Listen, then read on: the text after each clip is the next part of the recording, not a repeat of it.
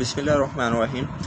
हमने 10th की chemistry start की थी। कल हमने इसका इंट्रोडक्शन देखा था। नेक्स्ट टॉपिक आज हमारा है reversible reaction and dynamic equilibrium. ये क्या होता है, चलें स्टार्ट करते हैं। In a chemical reaction the substance that combine are called reactants. Chemical reaction में जो सब्सटेंस होते हैं वो कंबाइन कर रहे होते हैं, उनको रिएक्टेंट करते हैं, और जो न्यू सब्सटेंस बनता है उसे प्रोडक्ट कहते हैं। जैसा कि H2 और O2 आपस में मिल रहे हैं, ये रिएक्टेंट्स हैं, ये वाले, इन्हें रिएक्टेंट्स कहते हैं। और जो ये प्रोडक्ट बन रहा है 2H2O, ये प्रोडक्ट कहलाता है। जब दो या दो से ज़्यादा रिएक्टेंट आपस में मिलकर एक प्रोडक्ट बना लेते हैं। Next, most of reactions in which products do not combine to form reactants are called irreversible reaction. ये जो हमने ऊपर एग्जांपल देखी है, ये रिवर्सिबल रिएक्शन की ही एग्जांपल है, जिसमें एक ही प्रोडक्ट मौजूद है और ये दोबारा रिएक्टेंट नहीं बना रहा। They are suppose to be complete and are represented by putting a single arrow. इसको सिंगल एरो से रिप्रेजेंट किया जाता है between reactants and products. On the other hand, the reactions in which product can recombine to form reactants are called reversible reaction। जो reversible reaction होते हैं उसमें products जो होते हैं वो आपस में रिएक्ट करके दोबारा रिएक्टेंट्स बना देते हैं। This reaction never go to completion. ये जो रिएक्शन होते हैं ये कभी कंप्लीट नहीं होते। They are represented by double arrow. इनको डबल एरो से रिप्रेजेंट किया जाता है between reactants and products. This reaction proceed in both ways. They consist of two reactions, forward and reverse. Forward क्या होता है और रिवर्स क्या होता है। So a reversible reaction is one which can be made to proceed in either direction depending upon condition. Let us discuss a reaction between hydrogen and iodine. Because one of reactant iodine is purple while the product hydrogen iodide is colorless. Proceeding of reaction are easily observable। इसमें जो reactant iodine है वो purple form में है, लेकिन जब ये hydrogen के साथ रिएक्ट करके हाइड्रोजन आयोडाइड बना देता है तो ये कलरलेस हो जाता है।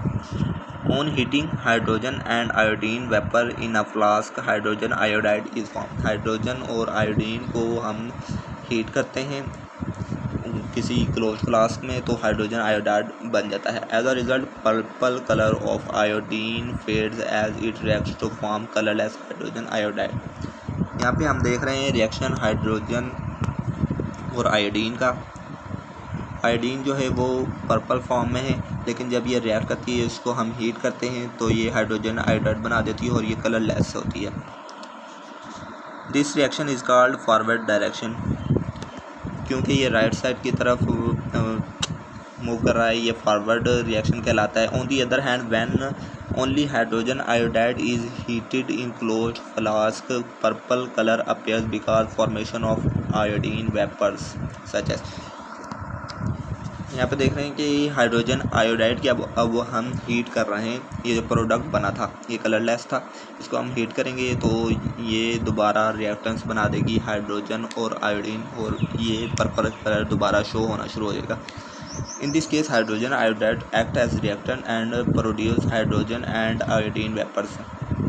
हाइड्रोजन आयोडाइड जो है वो रिएक्टेंट के तौर पर शो करेगा और जो हाइड्रोजन और आयोडीन बने हैं ये प्रोडक्ट होंगे। This reaction is reverse of above. ये रिवर्स है, therefore it is called reverse reaction. हमने फॉरवर्ड डायरेक्ट रिएक्शन भी देख लिया और रिवर्स रिएक्शन भी देख लिया। When both of these reaction are written together in as a reversible reaction they are represented as. अब हम इनको फॉरवर्ड और रिवर्स रिएक्शन को एक साथ लिखने लगे हैं। H2 + I2 combines to form 2HI, और इनको डबल एरो से रिप्रेजेंट किया गया है, तो ये एक रिवर्सिबल रिएक्शन है।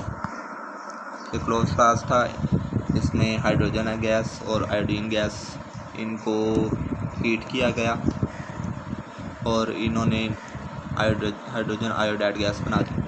जब इसकी दोबारा डिकम्पोजिशन की गई तो इसका पर्पल कलर दोबारा ज़ाहिर होना शुरू हो गया। On the other hand when CaCO3 is heated in open flask, it decomposes to form calcium oxide and carbon dioxide। Next reaction आ गया है हमारे पास CaCO3 और ये डिकम्पोज होता है CaO और CO2 बना देता है, इसकी ये डिकम्पोजिशन है। फर्स्ट फ्लास्क में देखा गया CaCO2 इज़ हीटेड, ये रिवर्सिबल रिएक्शन है, गोज़ टू कम्प्लीशन, ये कंप्लीट हो जाता है, CO2 forms and goes out, ये जो गैस बनती है CO2 ये एवेपोरेट हो जाती है, निकल जाती है फ्लास्क से, जबकि CaO फॉर्म जो बनता है वो रह जाता है। CaCO3 is heated. नेक्स्ट में रिवर्सिबल रिएक्शन है, इसमें CO2 forms and can not escape, क्योंकि क्लोज फ्लास्क है इसलिए CO2 ये एस्केप नहीं हो सकती और CO फॉर्म भी बन जाता है, तो ये दोबारा आपस में रिएक्ट करके CaCO3 बना देते हैं। In these two reactions decomposition is reverse to combination, ये दो रिएक्शन दिखाए गए हैं, डिकम्पोजिशन जो है रिवर्स है। When calcium carbonate is heated in a closed flask so that CO2 cannot escape out as shown in figure 9.2। 9.2 figure में हमने देखा है कि कैल्शियम कार्बोनेट जो है इसको हीट किया जाता है और कार्बन डाइऑक्साइड गैस बनती है, क्योंकि ये क्लोज्ड है इससे CO2 एस्केप नहीं हो सकती, तो यही CO2 दोबारा कैल्शियम ऑक्साइड के साथ रिएक्ट करेगी और कैल्शियम कार्बोनेट बना देगी। In the beginning, forward reaction is fast and reverse reaction is slow, but eventually the reverse reaction speeds up and both reaction go on at same rate।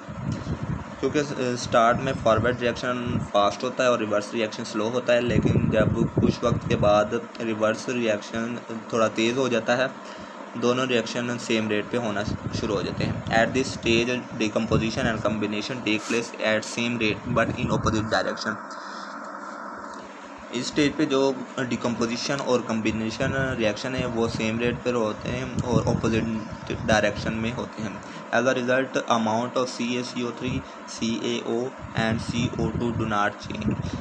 Close flask में क्योंकि ये reversible reaction हो रहा होता है, इनकी amount जो है वो चेंज नहीं होती, CO2 एस्केप नहीं होती। It is written as calcium carbonate decompose हो रहा है, कैल्शियम ऑक्साइड बना देगा और CO2 बना देगा। When we think of the term equilibrium the first word that usually comes to mind is balance. Reversible equilibrium की हम टर्म जब भी सोचते हैं तो हमारे माइंड में आता है कि ये बैलेंस इक्वेशन है। हाउएवर द बैलेंस में be achieved in variety of ways. Balance जो है वो बहुत से वेज के ज़रिए अचीव कर सकते हैं। Thus when rate of forward reaction is same as the rate of reverse reaction the composition of reaction mixture remain constant, it is called chemical equilibrium state. ये केमिकल इक्विलिब्रियम स्टेट की definition है। यहाँ पे कह रहा है कि rate of forward reaction और rate of reverse reaction same है, इनकी कंपोजिशन जो है वो रिमेन कांस्टेंट है, इसे केमिकल इक्विलिब्रियम कहा जाता है। At equilibrium state there are two possibilities. Equilibrium state पे दो पॉसिबिलिटीज़ होते हैं। When reaction ceases to proceed it is called static equilibrium. This happens mostly in physical phenomena. For example a building remains standing rather than falling down because all forces acting on it are balance. This is example of static equilibrium. Static equilibrium की definition दी गई है। When reaction ceases to proceed, जो reaction है वो proceed करने से रुक जाता है, वो स्टैटिक इक्विलिब्रियम कहलाता है। जैसा कि इमारत की मिसाल दी गई है, वो अपनी जगह खड़ी रहती है, गिरती नहीं है, उसकी जो फोर्स एक्ट कर रही होती हैं वो बैलेंस्ड होती हैं। When reaction do not stop only rate of forward and reverse reaction become equal to each other but take place on opposite direction. यहाँ पे बताया गया है कि जो फॉरवर्ड और रिवर्स रिएक्शन हो रहे होते हैं वो इक्वल रेट के साथ हो रहे होते हैं। ये रिएक्शन स्टॉप नहीं करता, लेकिन ये ऑपोजिट डायरेक्शन में टेक प्लेस कर रहे हैं। This is called dynamic equilibrium. ये डायनामिक इक्विलिब्रियम की डेफिनेशन आ गई है। Dynamic means reaction is still continue. Dynamic का मतलब है कि जो रिएक्शन है वो अभी चालू है, ये रिएक्शन चल रहा है। Rate of forward reaction is equal to rate of reverse reaction. ये डायनामिक इक्विलिब्रियम स्टेट है। In a reversible reaction dynamic equilibrium is established before the completion of reaction. Reversible reaction में जो डायनामिक इक्विलिब्रियम एस्टेब्लिश होती है reaction के complete होने से पहले। It is represented graphically in figure 9.3। At initial state the rate of forward reaction is fast and reverse reaction is taking place at negligible rate, but gradually forward reaction slows down and reverse reaction speed up. इसमें show कर रहा है कि जो forward reaction शुरू में है वो तेज़ होता है और रिवर्स रिएक्शन जो है वो स्लो होता है। ये ग्राफ दिखाया गया।